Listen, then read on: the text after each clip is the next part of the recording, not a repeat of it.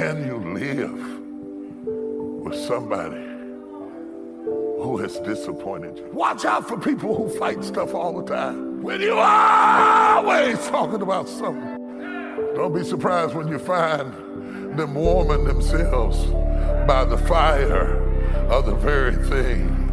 It's eating at us. It is not what we are eating that's making us gain weight. It's what's eating at us. It's eating at our rest. It's eating at our joy. It's eating at our marriages. Because the suicide rates are going up while we are quiet and silent and politically correct and dancing all over the world. Our kids are blowing their brains out, and I will not keep silent. I'm tired of short caskets. I'm tired of 15-year-olds being killed in drive-by shootings. Somebody has got to have the courage to talk about life that is not just a straight line, and not just saying I'm not his disciple. He said, I don't even know him. It's a shame, but it's true. A lot of people say a lot of stuff until it gets real, for better or for worse, in sickness and in health, to richer and for poor, till you pee on yourself when it gets worse. Shame.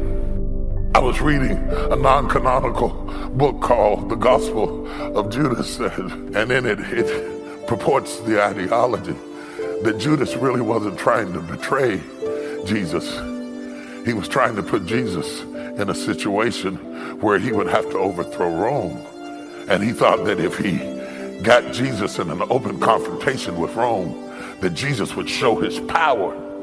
And the trick blew up in his face. And he didn't know they were going to kill him. If he knew they were going to kill him, then why did he hang himself? And some of us have made decisions that cost other people their lives and their futures. And it's hard to live when you got the masterful plot and the plot goes wrong.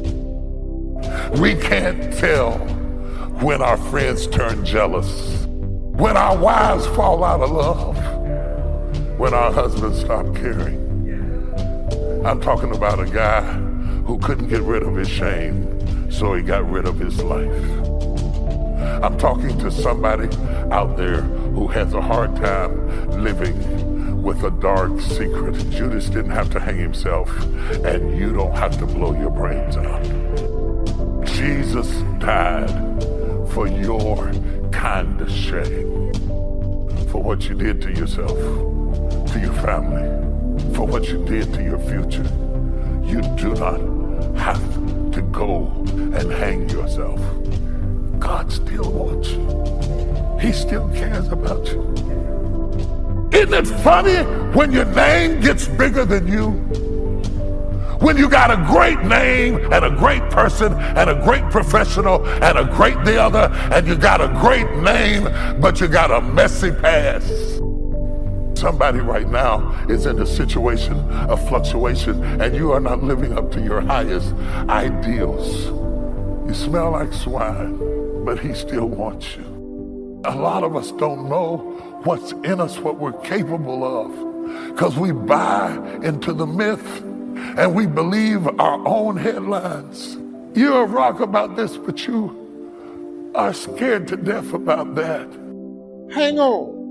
I have Miss Columbia on my talk show. Miss Columbia gave me the highest rating I've ever had in the history of my 4-year-old talk show. T-Mobile called and paid me millions of dollars to do a Super Bowl commercial. A cha-ching. They paid me so much money, I go out there next year and say the wrong name again. You gotta wait and see what God got for you. I told my wife, I said, I always wanted a Super Bowl commercial. Said had one, they never gave me one. He gave me all of that, increased my global persona. We now have villas in 12 countries. Free villas that we can go to, 8-bedroom villas. I can come for a month, me and my family absolutely free. See what God do? You gotta work through the adversity.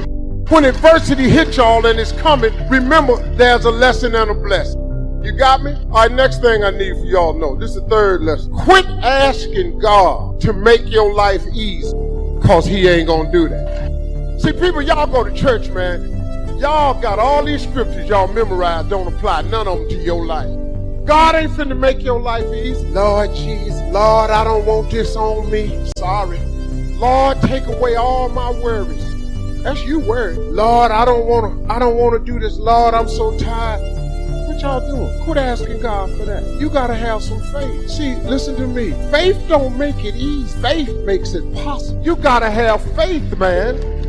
If you gonna graduate and whatever it is you're trying to accomplish, you gotta put some faith on it. You can get through with all this here. You're gonna get your degree, and man, I can't tell you how big this is. But it's gonna be a piece of sheepskin that's gonna hang on your wall. You got to go do something. You gotta get some faith in your life. Lord Jesus, I want my life to be easy. It ain't finna be easy. You're gonna lose some loved ones along the way. You're gonna not get the job you want. Somebody on your job one day gonna come in there and hand you a slip of paper and tell you they don't even want you here no more. One of your companies is gonna up and relocate, and you ain't gonna have the money or the resources to go with the company. You're gonna go outside the club one day, your car gonna be gone. You're gonna drive up one day, your house gonna be on fire. Now your house fully ablaze. What is you asking God to take the fire off your house for? Your house is already on fire. Lord Jesus, had them drive my car back up here. Thieves don't return cars. Faith don't make it easy, man.